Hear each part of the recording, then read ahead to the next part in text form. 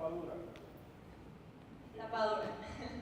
El manantial, los que vivimos y la obra cumbre, la rebelión de Atlas.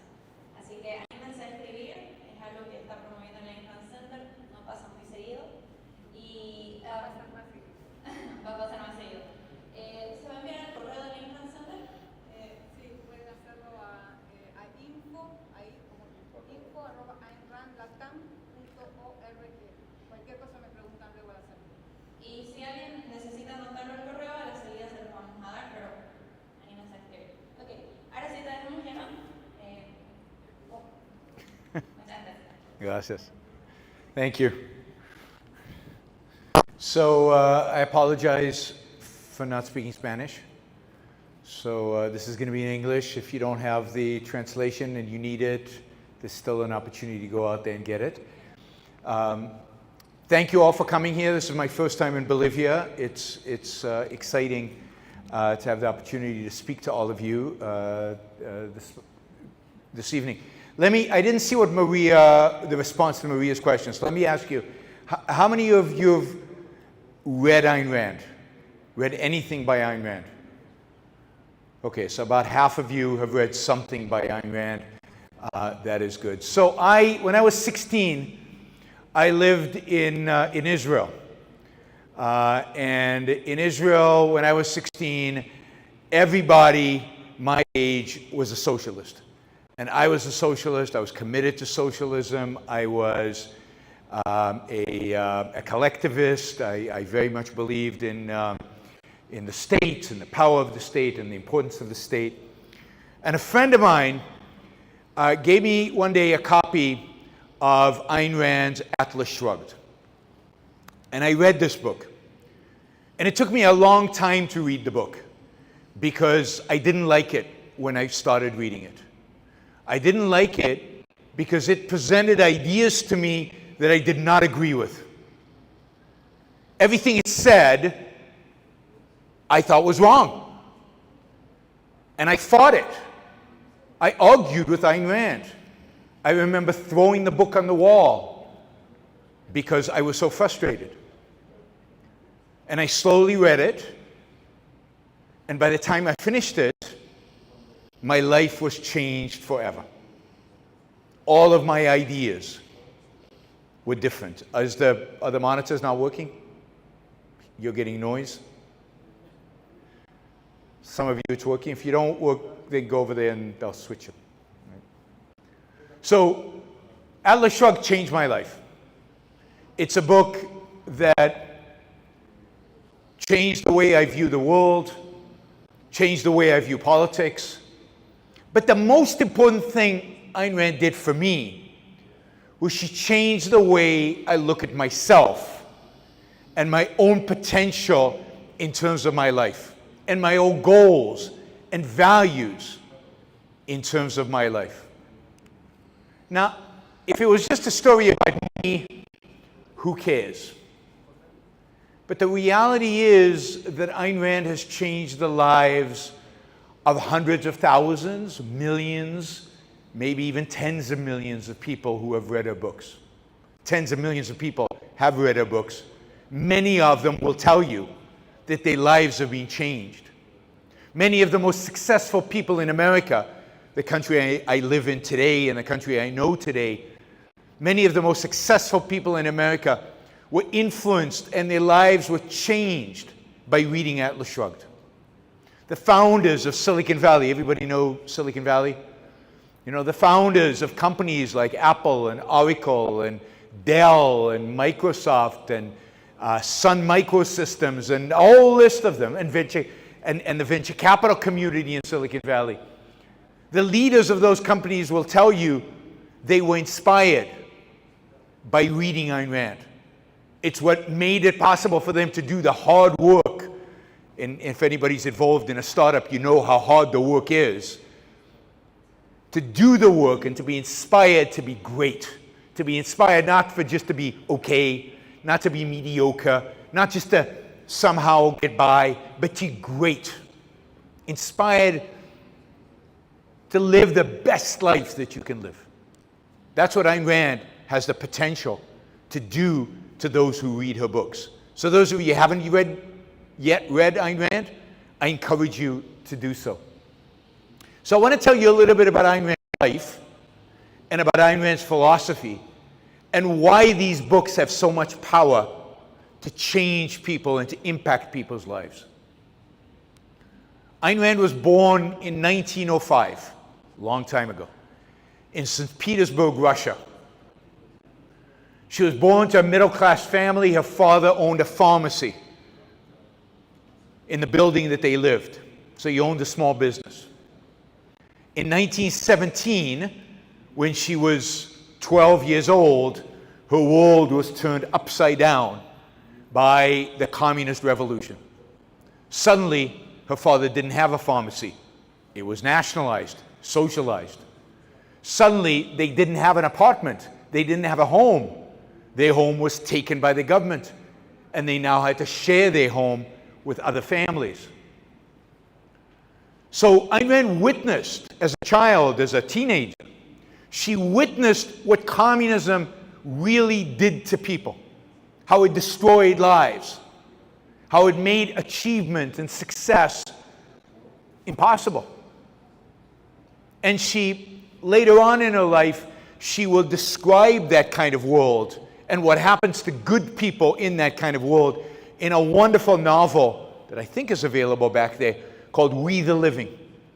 We the Living is the most autobiographical of all of Ayn Rand's works. It's a book about the life of a young woman in the Soviet Union under communism, the men she falls in love with, and how their lives are shaped by this authoritarian regime, by communism, by the suppression of the good, the productive, the individual mind. She experienced this firsthand. She went to university in the Soviet Union, in Russia, and she realized very early on that if she had to stay in the Soviet Union, if she stayed in Russia, she would not live. She would not survive. She had opinions. She had a mind. She had a voice. She could not keep it quiet. She was an independent young woman who had a view of the world that was different than the view of the communists out there. From a very young age, she had decided she wanted to be a writer of fiction.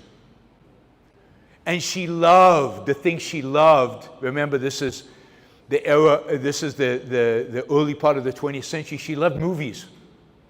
She loved the movies from Hollywood that she had seen as a child. The silent movies. In those days, there were still silent movies. The romanticism of the movies. The drama of the movies. She loved, as a child, she loved heroes. Heroes in books, heroes in movies, heroes in novels. She loved the idea of a hero. She wanted to be a writer, but she couldn't be a writer in the Soviet Union. She couldn't be a writer in communism because the kind of books she wanted to write, they would have never allowed. They would have killed her, and she knew that. So in her early 20s, in a small window of opportunity where she could get out, she claimed she was going to go to the United States to do some research for a project for the university, and she managed to leave. Her family knew she would never come back, even though they had signed letters guaranteeing that she would. And she went to the United States, and she had family in Chicago. She spent a little time in Chicago, but then she went to Hollywood. She wanted to start her career as a writer, writing for the movies, because she loved movies. So she shows up in Hollywood, right? This is the late 1920s. She showed us up in Hollywood, this a young Russian woman with a thick Russian accent, with English that is okay, it's good, but it's not great, not her first language. And she goes to the studios. I don't know, you're too young to know who this was, but Cecil B. DeMille. So think Cecil B. DeMille was that period's Steven Spielberg. You know Steven Spielberg? Okay, so he was the greatest director of the time, the most famous director of the time. And she goes and says, I want to work in the movies. And they go, who are you? You know, lots of people want to work in the movies.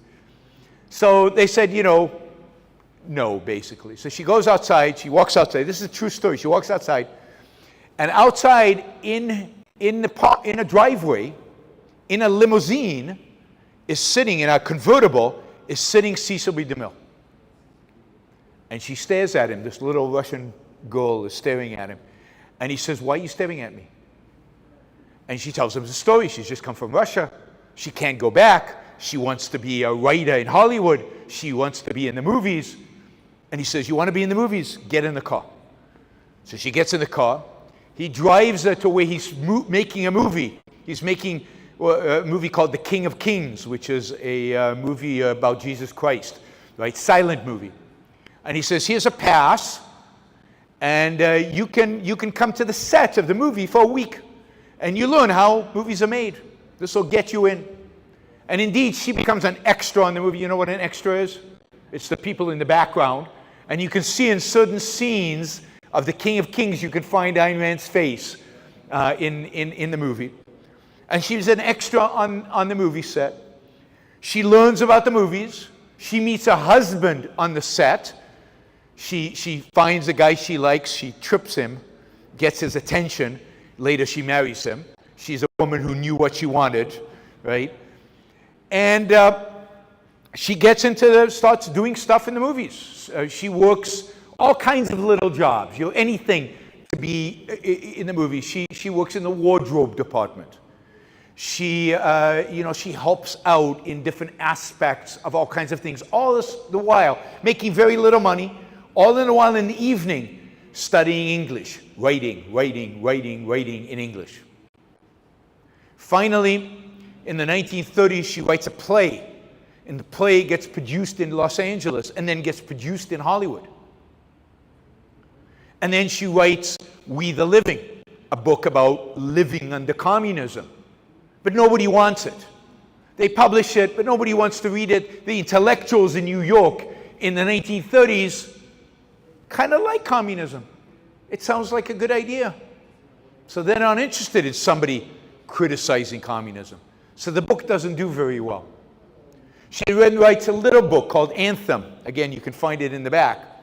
Anthem is a wonderful little book. You can read it in 2 hours. You can be done with it. And it's a fantastic little book. But it can't be, nobody will publish it in America. It gets published in England.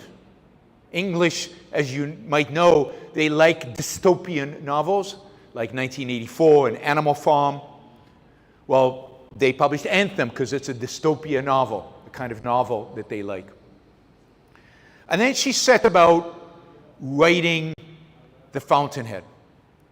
This is a book about an architect. It is a book that she finally finishes in 1945. She sends it to publishers, and 12 publishers tell her no, or 11 publishers say no, we're not interested. Too philosophical, too many ideas, and they turn her down. The 12th takes it, finally. She doesn't give up. The 12th publisher takes it, but they don't believe in it. They don't believe it'll do too well. So they only publish a few copies, 2,000 copies, which is not a lot in those days in America. But as soon as it gets published, people start talking about it. They start reading it and talking about it. And soon they have to print more copies, and more copies, and more copies, and the book becomes a New York Times bestseller. It sells hundreds of thousands of copies. And to this day, it sells in America hundreds of thousands of copies. It's been translated into every language in the world, important big language in the world, except for two. Only 2 languages that have not translated Ayn Rand. Anybody want to guess what 2 languages, big languages that are not translated Ayn Rand? What's that? Arabic is one. No, all the books are in Chinese. And they sell well in Chinese.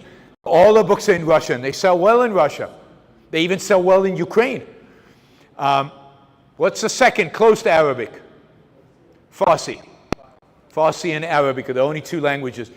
Every other language, like 3 or 4 different Indian languages. and in every European language, and her books are everywhere. So that's the fountainhead. In Atlas Shrugged, she publishes 12 years later in 1957. By that point, she's so famous, and the books have done so well, that the publishers are bidding to publish her books. And when Atlas Shrugged is published, again, hundreds of thousands sell. To this day, millions of copies have sold. She is a massive success. Here's this little, she was a young woman in her early 20s when she came to America with nothing. And she made it, right? She achieved the American dream. She published the book. She wanted to be a writer. She published the book she wanted to write. She became famous. And after Atlas Shrugged, she devoted the rest of her life to writing her philosophy. But why was she interested in philosophy? I mean, she wrote stories. She wrote novels. So why philosophy? What got her interested in these ideas? You know, about ethics, about the theory of knowledge, we call that epistemology, about metaphysics. Why would you need to know these things? Why did this interest this young woman who was writing novels, writing stories? Well, Ayn Rand wanted to write a particular kind of story. She wanted to write a story about heroes. She wanted to project in her story her view of an ideal man, of an ideal human being, what life could be like at its best, at its most successful. And the problem was that when she looked around the world and she read philosophers and what they wrote, what she found was that people didn't have a good view of heroes, the intellectuals. They didn't have a positive view of an ideal man. Most of our philosophers in the West are cynics. You know, our religion teaches us we're all, you know, we have original sin and we are all fallen. And heroes, great achievers, amazing human beings who live amazing lives, that is very foreign to much of what we learn in our school and in our lives. So Ayn Rand discovered that if she wanted to project, if she wanted to really create this ideal man, if she wanted to really have a vision so her novels could have great heroes, she had to discover a philosophy. She had to articulate a philosophy that reflected these kind of heroic ideas. She couldn't count on the philosophy that existed at the time. You know, the postmodernists who say anything goes, or the fascists who say you're nothing, therefore we need a dictator to tell you what to do, or the communists who say you're nothing, do what the proletarian wants you to do. Every other philosophy out there said you as an individual don't matter. You as an individual are just a sacrificial animal to some greater good out there.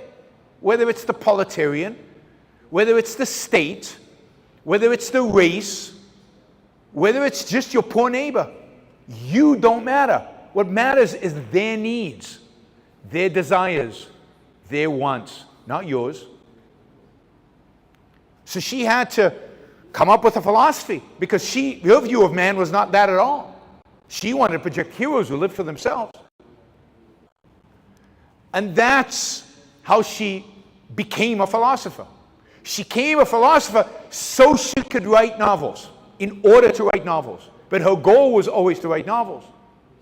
And then when she wrote the novels, she finished writing the novels, she dedicated the rest of her life to explaining this philosophy, articulating it beyond what was in the novels themselves. So what is this philosophy? And I'll do this short and we'll get to the heart of this. Philosophy basically argues that reality, the things out there, are what they are. Reality is what it is. You don't create it. Your wishes don't create reality. Your desires don't create reality. Your emotions don't create reality. We sometimes want them to. But reality is what it is. It's not created by consciousness. A is A, facts are facts. So we should always adhere to the truth. We should always adhere to the facts. And we as human beings can know reality, understand reality, and indeed ultimately help shape reality, the world out there of nature, by use of our minds. Our tool of survival, our tool of knowledge is our reason, is our mind. Right? Other animals survive by other means. Right? What makes it possible for, I don't know, a giraffe to survive? What makes it possible for a giraffe to survive? I know it's English, so it's hard, but what? What's that? Instincts, but what particularly about its physiology? Yeah, long neck, so they can eat the leaves on the top that the other animals can't get to. So nature has given them a long neck, right? A cheetah, or leopard in the Amazon. How do they survive? Speed, stealth, right? Nature has given them the ability to maneuver and to catch their prey. And they all have instincts. They all know exactly when they're born. They know exactly what they need to do and how to do it. We as human beings don't know anything when we're born. I mean, I know some adults who don't know anything. Right? We don't know how to hunt. We don't have claws. We don't have fangs. We're not very fast. We're not very strong. We lift weights. They're still not very strong as compared to animals out there. And yet, not only do we survive, but we thrive. We build buildings. We have video. We're live streaming all to the world. How do we do that? That's crazy. How do we do all this stuff? Where did we get everything that we have around us? How do we live some amazing lives? How do we... anybody here know how clothes are made? I don't know. Some of you might know, but I don't know. How do we get all this stuff? By using our minds. Somebody has to think. How do we catch animals? We don't run after them and grab them. We have weapons, we have traps, we have strategies. Mind. There's always a mind that's figured these things out. We don't have a gene to produce weapons. We have a mind to produce weapons. So for Rand, the human mind is in a sense everything. It is what makes life possible. It is what makes achievement possible. It is what makes life possible. You cannot survive as a human being unless you use your mind. So she believed that the way we know things, or she knew that the way we know things is through our reason, through our rational mind. Again, not from our emotions, not from other people. If we're going to be successful and we're going to live, we have to use our own mind. And in ethics, what is ethics? Morality. What is morality? Morality is a code of values to guide you in your life, to tell you what is right and what is wrong, what to do, which is good, and what not to do, that is bad. And most of us have been brought up with a pretty conventional morality, the morality that exists in our culture. And that morality tells us what is good. What is good? What is the good? The good is to help others. The good is to sacrifice for others. My mother, I grew up in a Jewish household, and my mother used to tell me, think of others first. Other people are more important than you. Others first. You last. Now, she didn't really believe that because she wanted me to be successful. And to be successful, you have to think of yourself. But our morality teaches us that you should always put others first. They are more important than you. Virtue constitutes being selfless, living for others, self-sacrificing. And this is true of all the religions. And this is true of most secular philosophies. Living for others is a standard of good. Living for yourself, thinking about yourself, thinking about your own happiness, your own success, is bad.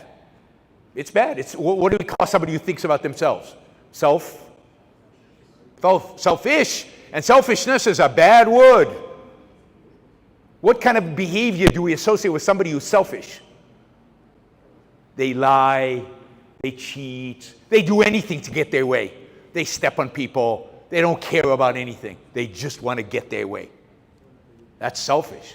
That's our conventional morality. Ayn Rand said, whoa. She said, why? Why are their lives more important than your life to you? Why should you subordinate your life for other people? You only have one life. One. You don't get to try it again. And your life should be the most important thing to you there is. Your life. You live once. Why shouldn't you live your life and make the most of it? Why shouldn't you live the most exciting, satisfying, flourishing life that you can?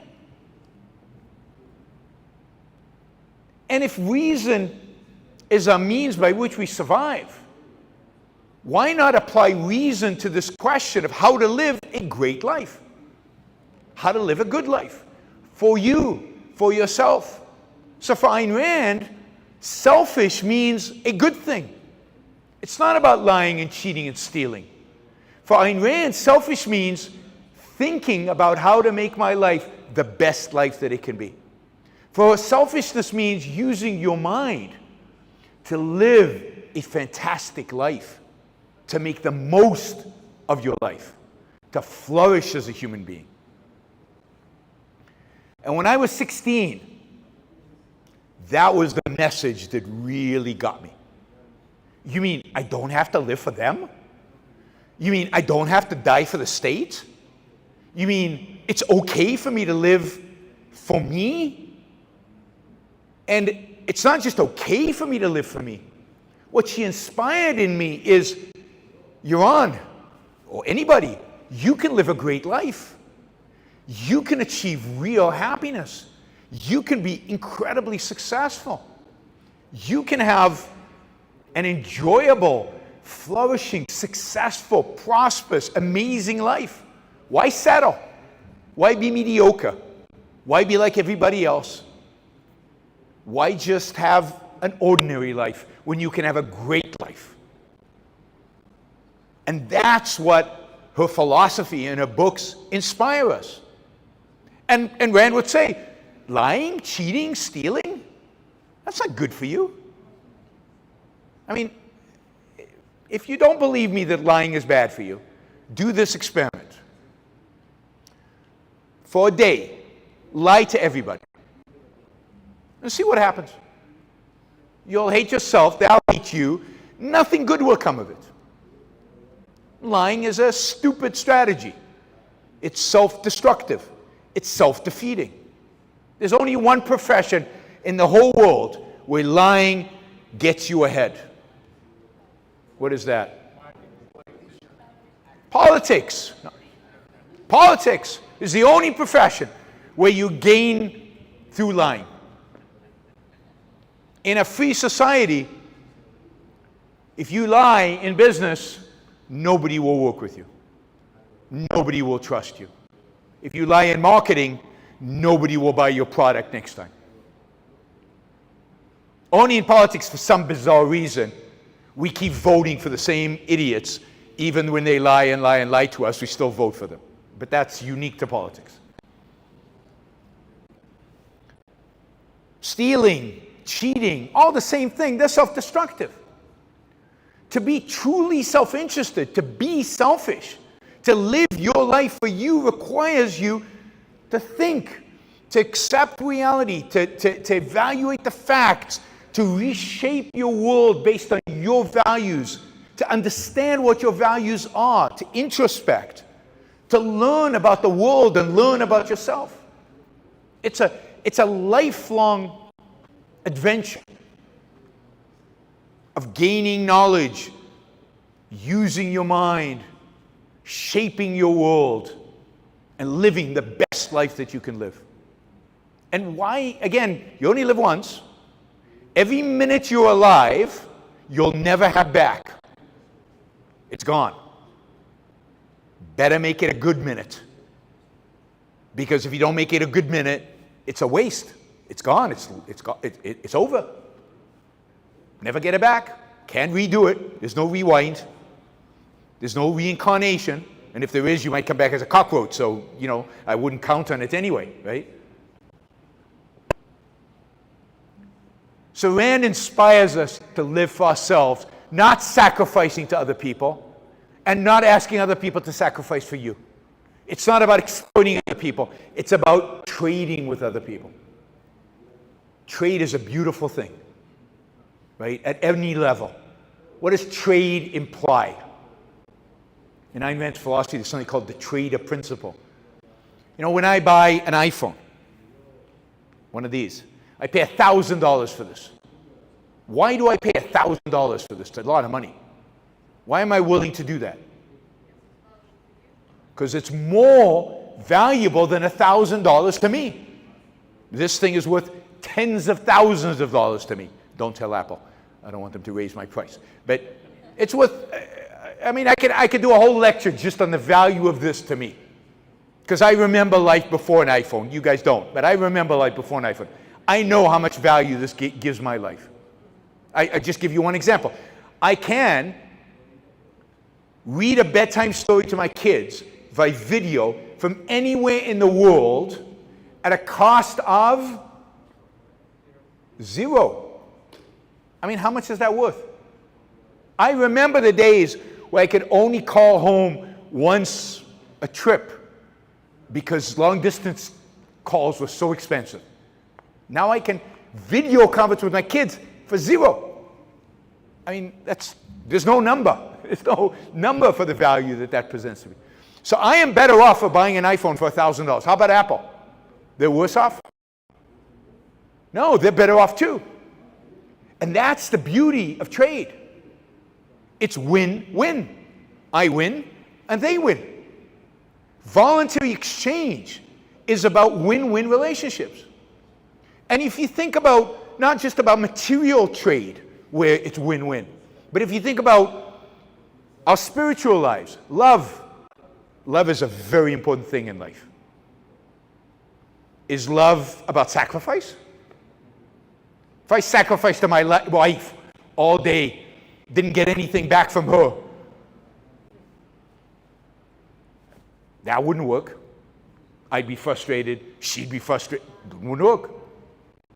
Ayn Rand gives this wonderful example. Imagine you're about to marry the woman of your dreams, or somebody's dreams. You're about to marry this amazing woman, and you go up to her the night before you're going to get married, and you say to her, I have no self-interest in this marriage. This is pure sacrifice. I'm doing it for you. I mean, she would slap you in the face and walk away.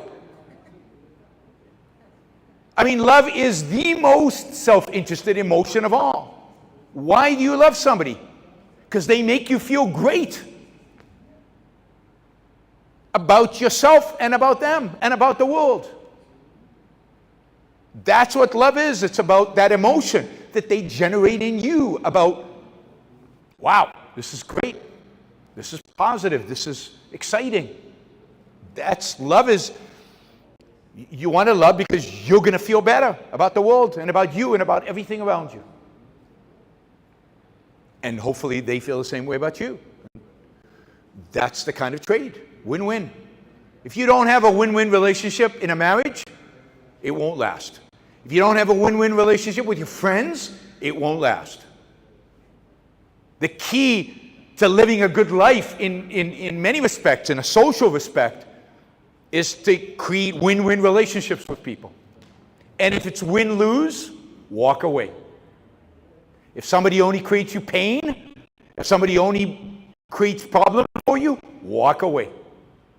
If you can't create a win-win relationship, it's not worth having it. I don't care if they're family, I don't care if they're friends, I don't care what they are. It's not worth it. You only have one life. Every minute you waste it, every minute you waste it on suffering that is unnecessary is a minute wasted in that valuable life. So Rand presents this exciting morality. And I think that's the most important part of her philosophy. It's the inspiring part of the philosophy. But there's also a political aspect to this.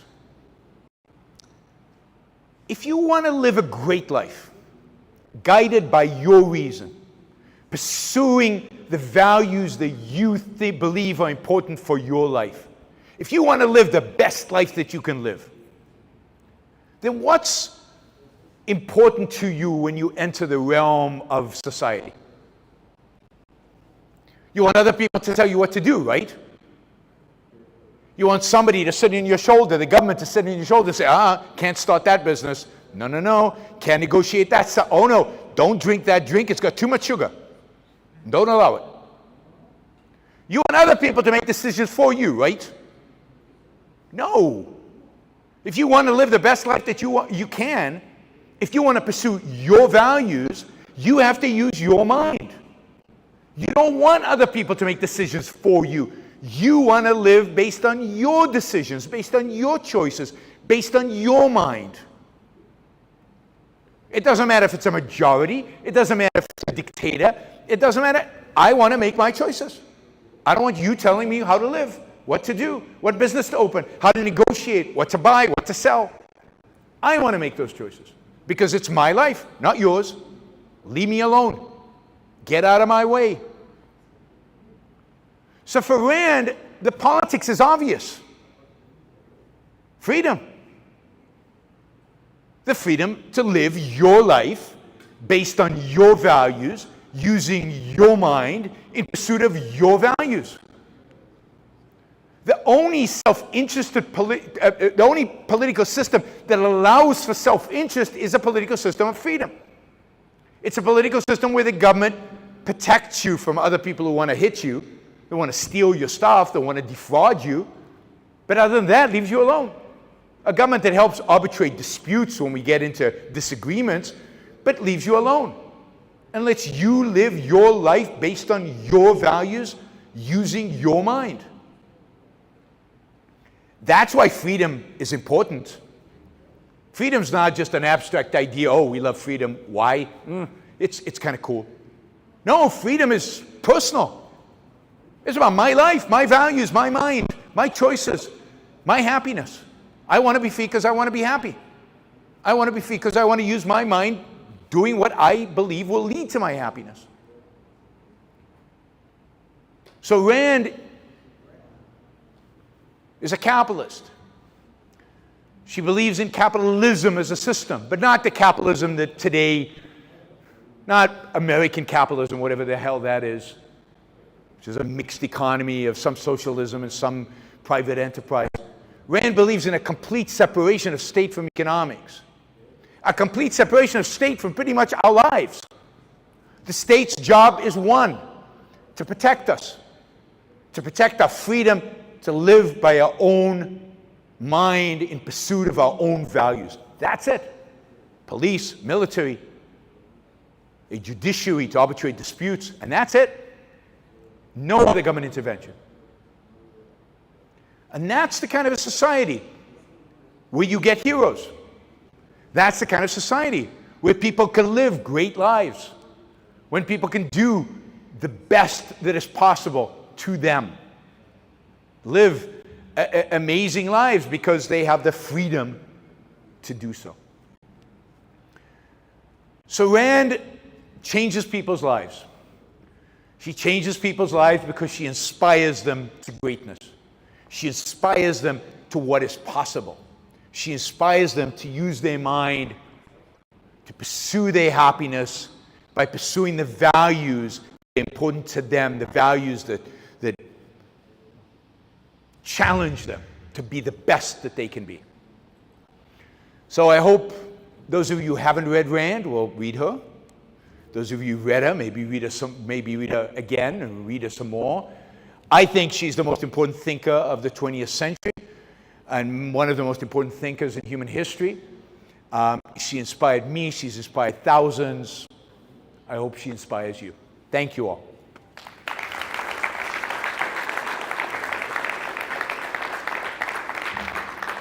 And I think we got time for questions.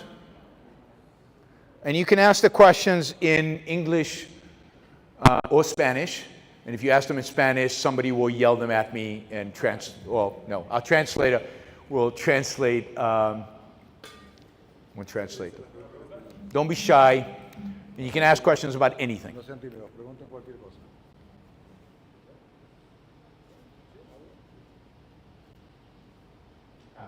name is Gwen. Which of Ayn Rand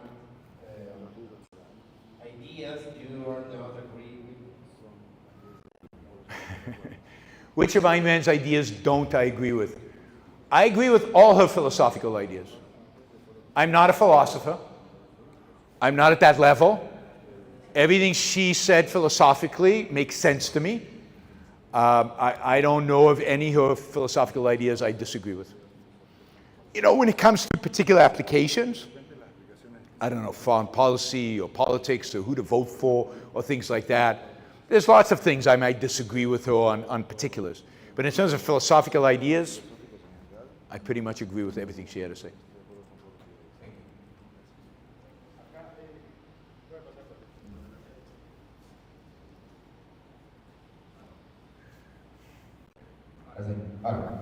Buenas noches. Yo quisiera que me dieran. Hay dos palabras que son muy importantes en el pensamiento de Rand: egoísmo y altruismo. Me gustaría saber, del egoísmo más sencillo, un ejemplo de una acción egoísta, de la forma en la que plantea Rand, y un ejemplo de una acción altruista. Esto porque se entiende en el pensamiento de Rand que, por ejemplo, yo quiero hacer caridad, pero en última instancia la hago porque representa un bien no monetario, pero sí me hace sentir bien ayudar. Por lo tanto, es una acción egoísta en última instancia. Pero cuando se trata de alguna acción altruista, me cuesta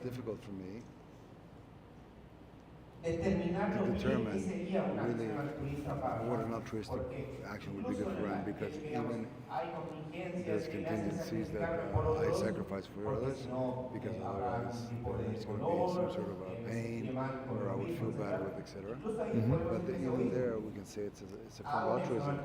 I do something altruistic for others because I want to save myself the grief I've had to deal with it, or the censure of not having that. Yep. So I'd like to see that dichotomy between altruism and selfishness. Yep. Yeah, I mean, I think Rand views altruism and selfishness. Rand views altruism and selfishness very differently than I think in conventional society, and even among many libertarians. I think she has a very different view. To be selfish is to seek out values that promote your life. Being selfish doesn't mean just doing things that make you feel good. Cocaine makes me feel good. It's not selfish to do cocaine because the long-term consequences are bad. So even though it makes me feel good right now, it's bad for me. You might give to charity and it makes you feel good, but it makes you feel good because you have a wrong idea of guilt about your own success. I'm not saying it's about you, but generally you might have a wrong idea. And therefore, by giving charity, you're feeding a bad idea that's going to grow and grow and be very harmful to you.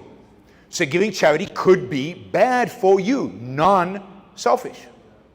It might be selfish, but to qualify as selfish, you have to be able to go through a rational explanation why it's good for you. And you can't use "it makes me feel good."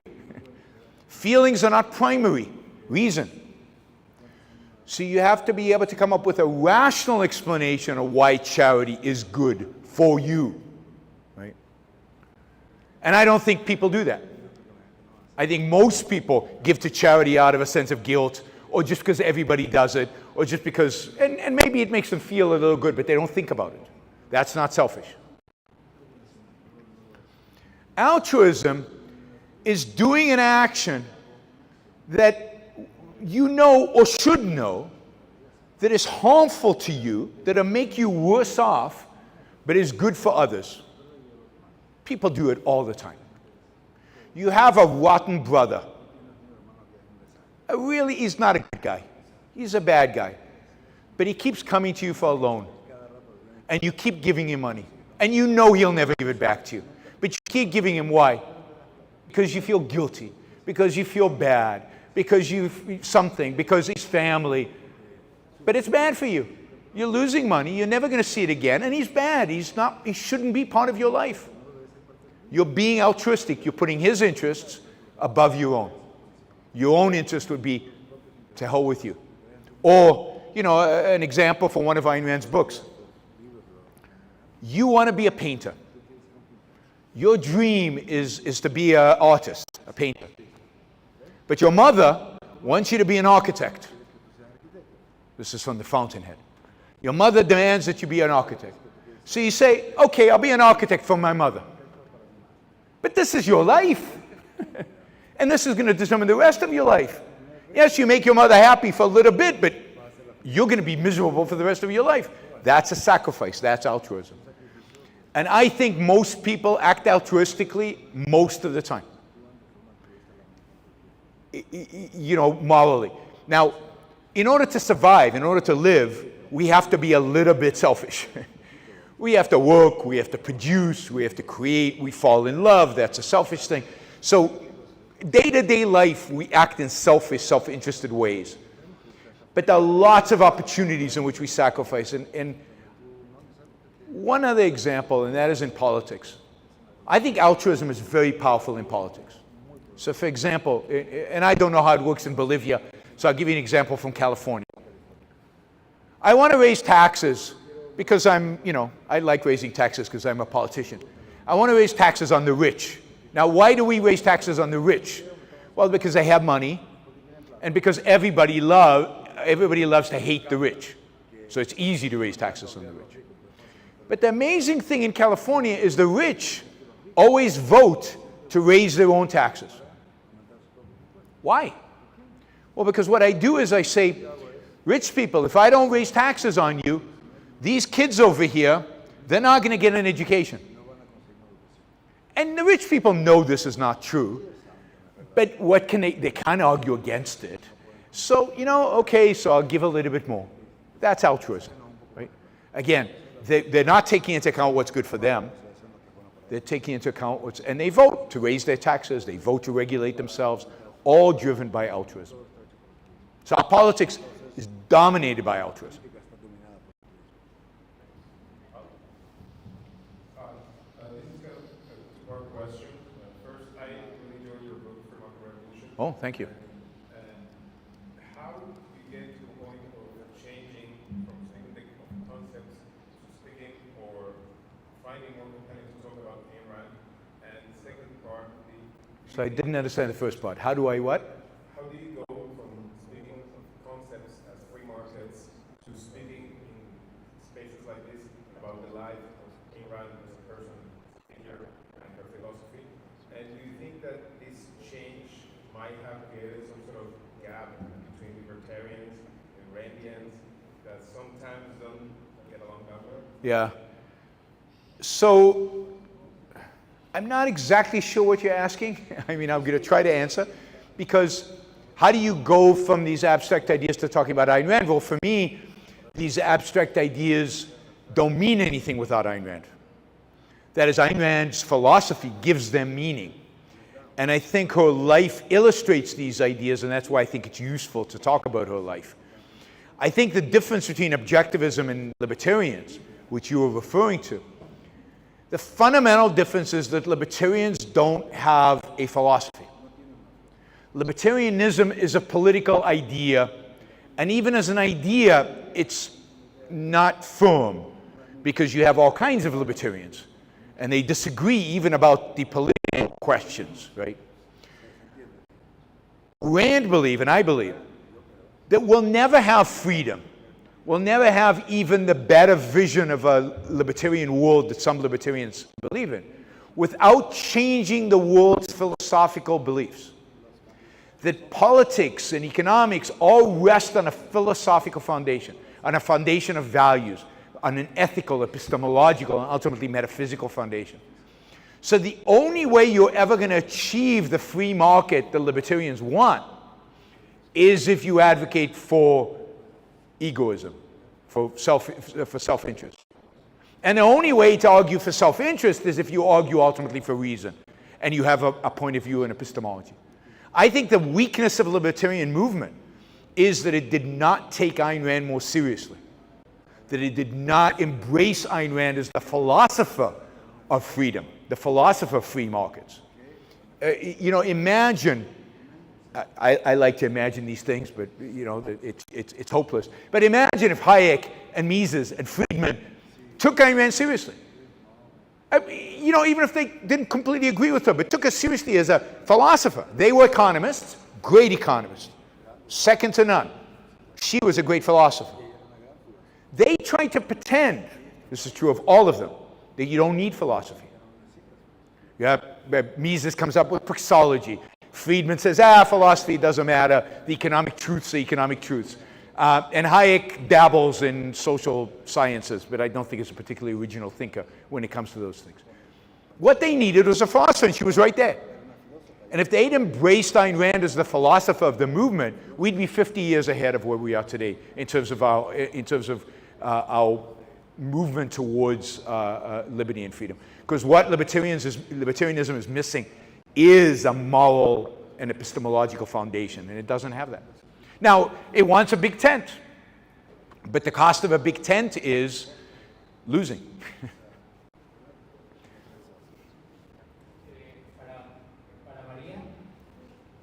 Oh.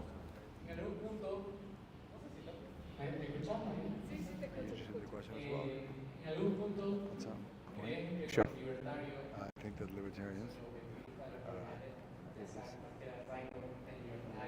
Randian,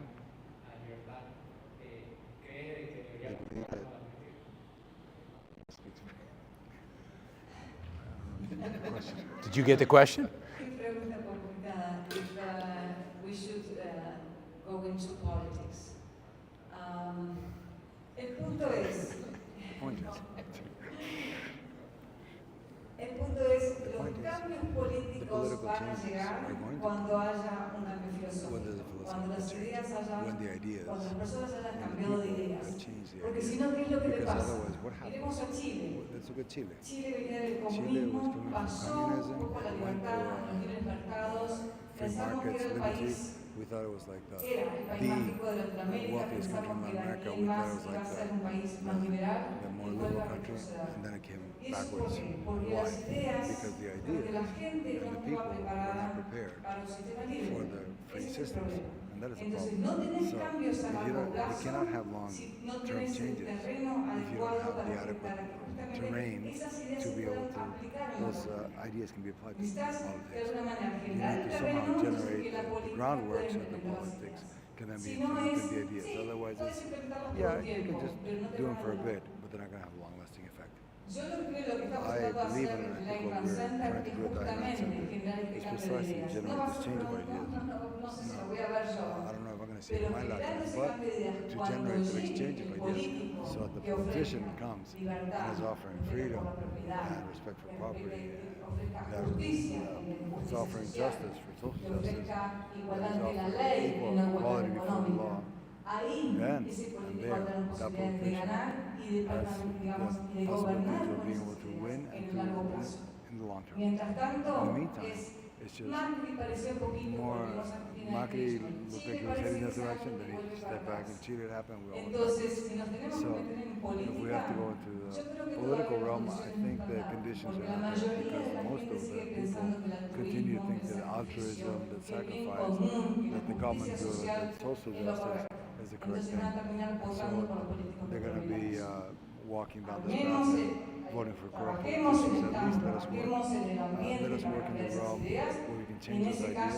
And in that case, there's going to be a politician that's going to come over and say freedom, and we're going to vote for this. In the meantime, we have no possibility. Maybe he'll win, but then he'll backtrack to. I don't know if that answers the question.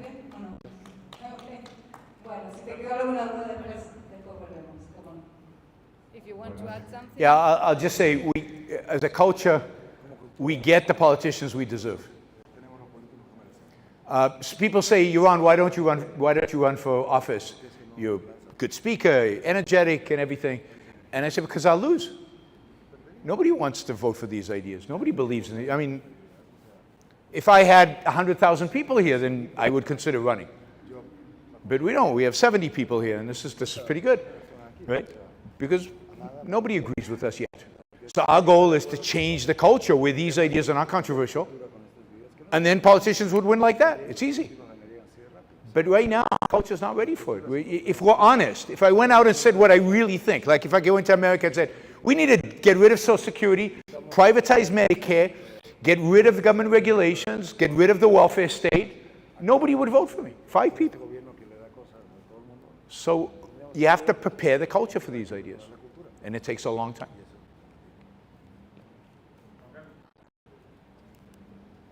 Hola, buenas noches. Good evening. Yo solo quiero saber, I just wanted to know, para cualquiera de los dos, for either of you, cuál es su opinión de what is lo your que está opinion pasando of what is happening actualmente currently en Estados Unidos sobre in the el United States tendencia y lo que quieren with implementar más controles de armas, que yo sé que eso va implement more controls en contra de la tercera enmienda y entiendo el the Third espíritu de esa Amendment. enmienda, no sé si estoy tan de I'm not sure acuerdo. if I Y agree por el with it otro too lado, much. tal vez esa On the other respuesta más para María, the question from Maria, el miedo the fear de que tal vez en that esta perhaps región de acá in this region empiece a haber más we start to have liberación de las armas cuando la more gente gun está, freedom, tal vez somos un poco más perhaps we're a salvajes. little bit more savage, like Pero because, sí, obviamente yo but entiendo yeah, I que understand el that espíritu the spirit, que la gente se arme that para que esté people segura, have para weapons que so they can be piensen más safe, veces antes de que before lo quieran cortar su libertad o they, también tener políticos cut back on the freedoms. Entonces, Basically aquí with the tengo gun algo law. gris, Yeah. entonces yo no sé It's qué like pensaría Ayn Rand I don't know, en este I presente, don't know what Ayn Rand would think at the present time, usted a través or you, de ella. Yeah. through So Ayn Rand didn't talk much about the Second Amendment. She didn't think it was. She didn't think it was as important and a big deal as many libertarians and many conservatives do. It's a complicated issue. On the one hand, you have a right to self-defense, and you have a right. You know, you should always call the police, but you have a right in the emergency to be able to defend yourself. And I think she believed that you would have a right to own the kind of weapons that make defending yourself possible. That doesn't include a tank, and it might not include a big machine gun. It probably includes a handgun or a shotgun or something like that. So the government has a role in helping us define what that is. And it might be true that if you're in the countryside, and if you call the police, it takes them 3 hours to get to you, you should be able to own a bigger gun to defend yourself, versus if you live in a city and the police are just around the corner, maybe a smaller gun. So it's nuanced. You have to think about it, and you have to think it through, and you need political, philosophers of law to really articulate and think through the cases of what kind of legislation around regulating guns is appropriate. She was not for you can own anything, build a nuclear bomb in your backyard, but she also didn't believe the government should stop everything, and then it's a question of finding the right balance. I think the debates in the United States about gun rights is very shallow and very emotional and not very nuanced and smart.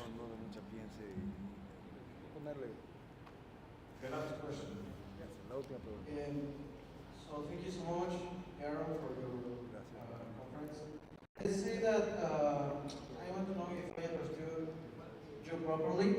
Let's say that I do agree about the importance of Protestant principles, because I have seen in history that promote like some fundamentals of free societies, such as private property, or that we are equal before law, or the free exchange of goods or services, like a way of to serve others.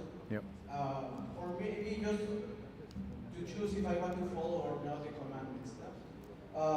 When I rationalize my faith, understanding that I cannot explain the existence of God, that would be an example of following my own values, just like you do with Rand's philosophy. No, it would not be an example of that. Rand doesn't say pick values, whatever they happen to be, or based on your emotions, and follow them, and that means you're self-interested. She says, no. She says, you're a being of a particular nature. You acquire particular values. And those must be the values. And the principles we all share as human beings, the same values. And those are the moral values. And the number one moral value for human beings is rationality. Using your mind, reason. And in that sense, anything that compromises reason, anytime you put reason aside, say, oh, I love that, you are undermining your own values, undermining your own life, undermining your own possibility of happiness. So saying, I believe it, therefore, no. I mean, if you believe something, you have to have a rational reason for it, why it's a value, why you should pursue it, how it enhances your life, and it has to be based on the facts of reality because it has to be rational. Rand is not a subjectivist and a philosophical subjectivist. She's a philosophical objectivist. She believes that your values are based on your nature and the nature of reality. And you must seek values that enhance your life based on the facts of reality, based on evidence, always based on reason. Great. Thank you.